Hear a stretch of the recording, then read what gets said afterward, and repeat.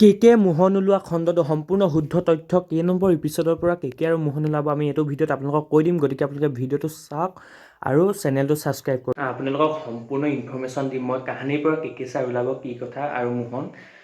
কালিৰ ভিডিঅ'টোত আপোনালোকক বহুতে মোক কমেণ্ট দিছিলে যে এইটো ৰিয়েল নে ফেক হয়, এডিটিং নেকি নে কি, মানে কেতিয়াবা দিব কেতিয়াবা ওলাব ন, আপোনালোকক কমেণ্টেৰে ভৰি আছিলে। গতিকে আপোনালোকৰ সম্পূৰ্ণ শুদ্ধ তথ্য লৈ মানে যিমান দূৰ সংগ্ৰহ কৰিব পাৰিলোঁ তাৰ ভিত্তিত কওঁ যে কে ছাৰ আৰু মোহনৰ কেৱল প্ৰম'ৰহে শ্বুট হৈছে, এতিয়ালৈকে কিন্তু এপিছডৰ শ্বুটিং হোৱা নাই।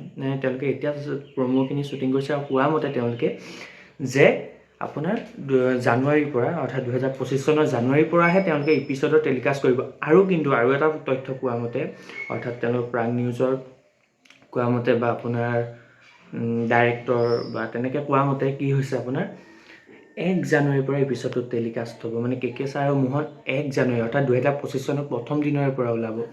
অৰ্থাৎ নাজানো, মানে আপোনাৰ কৈছে জানুৱাৰী শ্বুটিং হ'ব, হয়তো চাগে শ্বুটিং কৰি একেদিনাই শ্বুটিং কৰি একেদিনত টেলিকাষ্ট কৰিব পাৰে, কাৰণ তেনেকুৱা বহুত ৰেকৰ্ড আছে।